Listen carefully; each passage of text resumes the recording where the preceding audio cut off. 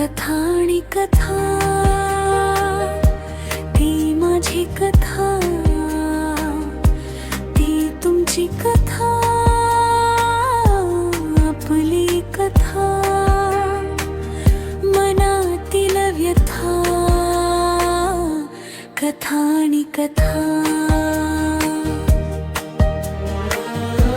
विसरल्या खूप गोष्टी, संपल्या त्या नाती, आयुष्याला लावू गोडी, सर्वांनी मिळून थोडी. नाहीत इथे कल्पना, आहेत इथे वास्तवता.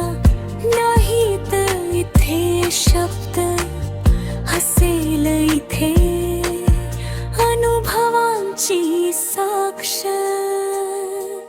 ही कथा नाही, ही व्यथा नाही, ही नोंद आहे प्रवासाची, ही भाषा आहे जगण्याची. कथा आणि कथा, ती माझी कथा, ती तुमची कथा, आपली कथा, मनातील व्यथा, कथा आणि कथा.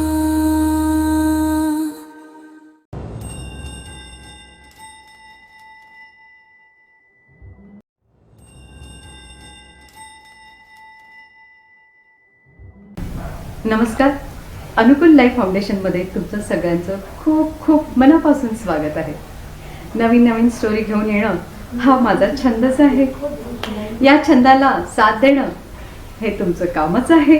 आणि मला माहिती आहे तुम्ही माझ्या स्टोरी नक्कीच ऐकता आणि लाईक करता, शेअर करता आणि सबस्क्राईब करता.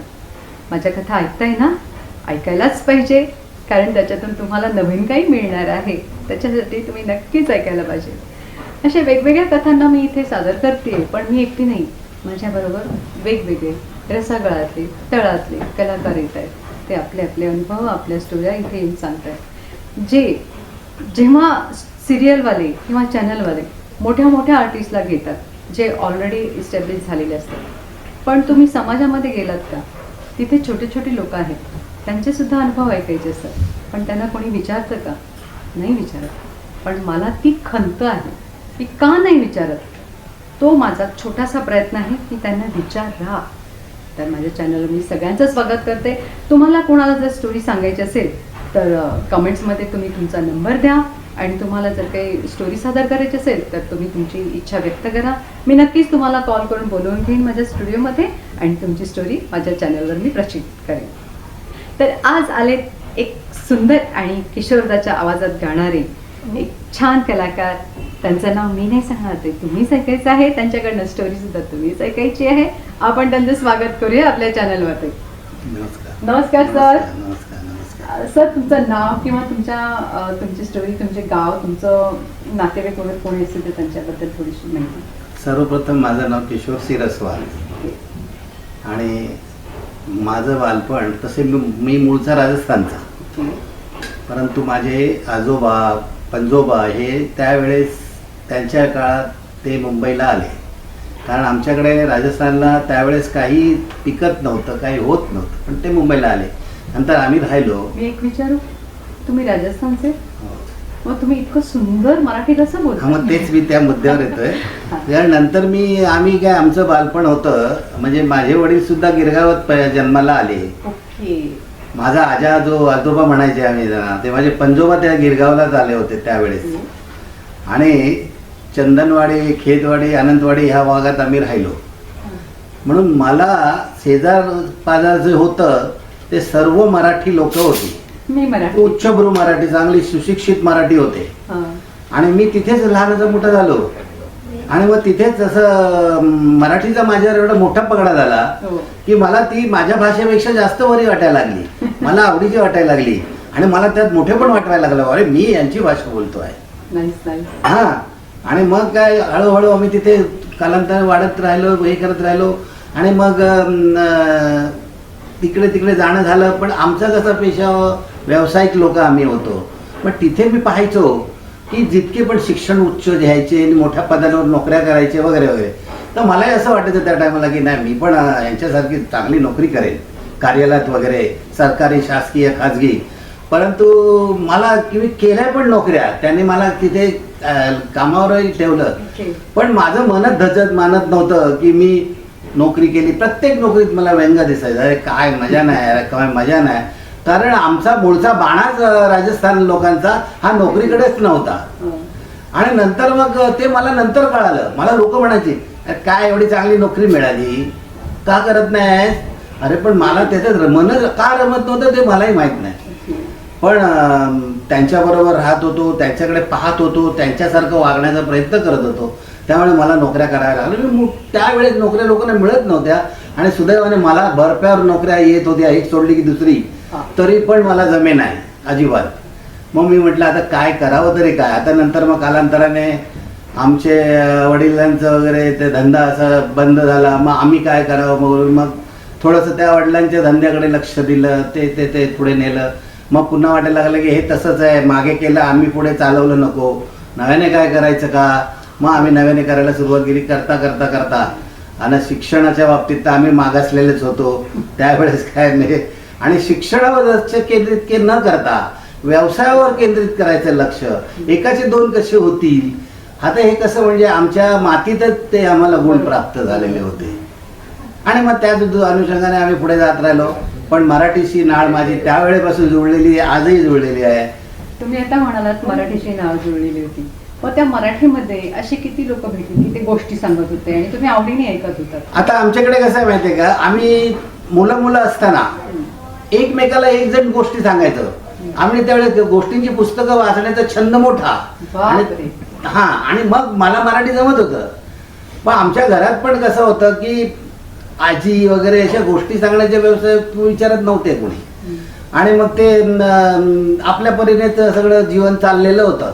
पण आमच्या बाजूला आम्ही जिथे राहत होतो तिथले सराउंडिंग मुलं आम्ही असे गोल बसायचो, विरंगुळा म्हणून सुट्टीच्या दिवशी वगैरे. आणि मग एकमेकांनी दुसऱ्याला गोष्टी सांगायच्या. मग त्या जादूच्या असतील, भूताच्या असतील किंवा प्रवासाच्या असतील, प्रवास वर्णन असतील किंवा चित्रपटाच्या स्टोरीचे पण असू शकेल. तर अशा पद्धतीने आम्ही त्यावेळेस एकमेकाशीच फक्त म्हणत होतो. आमच्या वेळेत चादोबा वगैरे यायचे, त्यावेळेस आम्ही ते वाचायचो. मग त्याच्यामध्ये तो विक्रम बेताळ तो अजूनही गाजलेला आहे. तर अशा गोष्टी आम्ही वाचत असायचो. पण आमच्या घरात असं कल्चर नव्हतं की आजीने मला कुशीत घेतल्याने काय गेलंय. आम्ही कसं मिलिटरी शासनातली माणसं. आमच्या घरात एकदम मवाळपणा कुठेच नव्हता. मिलिटरी शासन, हे झालं पाहिजे, ते झालं पाहिजे, म्हणजे आमच्या भाषेतच. आणि मग करता करता असं इथपर्यंत आलो आम्ही. आता माझे चॅनल आहे अनुकूल लाईफ फाउंडेशन. यामध्ये तुमचा चेहरा किंवा तुम्ही सांगितलेली गोष्ट जर मी प्रस्तुत केली तर तुम्हाला आवडेल का? नक्कीच आवडेल ना. मला बरं वाटेल की तुम्ही केलं तर. असं बरं वाटत असेल तर तुम्ही काय सांगणार आहात लोकांना की त्याच्यातून त्यांना बोध मिळेल अशी काय सांगणार? कसं आहे माहिती आहे का, मी तुम्हाला व्यवसाय आणि रोजच्या उपजीविका वगैरे वगैरे करण्यासाठी जी लोक करत असतात त्या विषयात सांगेन. त्या विषयाचं तुम्हाला म्हणजे पुढे काय करायला पाहिजे, लोकांनी कुठे त्याचा सुधार केला पाहिजे, अशा पद्धतीने मी त्याचं कथन करेन. हे अगदी शॉर्ट मध्ये झालं तरी चालेल, पण काहीतरी सांगा की जेणेकरून आमच्या श्रोत्यांना त्याच्यातून काहीतरी मिळेल प्लीज. आता माझ्याविषयी सांगायचं म्हटलं तर आम्ही व्यवसाय आमच्या वडिलांचा अंगीकार केला नाही. कारण आम्हाला त्यावेळेस त्यांच्या वेळेस तो व्यवसाय जो होता तो त्यांच्याकरता चांगला होता. आणि नंतर त्याची कालांतराने उतरती कळा येते, मग ती सोडावी लागते. तिथे तसंच राहिलं तर ते पुढे जात नाही. कारण आधुनिक काळ बदलत चालला आहे. हे काय म्हणतात की परिवर्तन हे अतिशय वेगाने होत आहे. आता पहिलं मशिनरीचं युग, नंतर आता कॉम्प्युटराईजचं युग, अशा पद्धतीने. मग आम्हाला आमच्या स्वतःचं काहीतरी करावं लागतं. म्हणजे तुम्हाला सांगितलं मी नोकरीत जमत नव्हतं म्हणून मारवाडीसारखं म्हटलं तर व्यापाराचाच विचार करावा. मग माझ्या पद्धतीने मी व्यवसाय सुरू केला. टेक्निकली मशिनरींचा सगळ्या पार्ट्स मी विकत होतो. पार्ट्स विकत असताना माझ्याबरोबर कामं करणारे माझा जो मराठमोळ्यांचं प्रेम होतं ते सारखंच जाणवायचं. मग मी म्हणायचो आमच्या भागातली लोक कामाला जर मी ठेवतो, माझ्याकडे एकट्याने ते व्यवसाय होत नव्हता.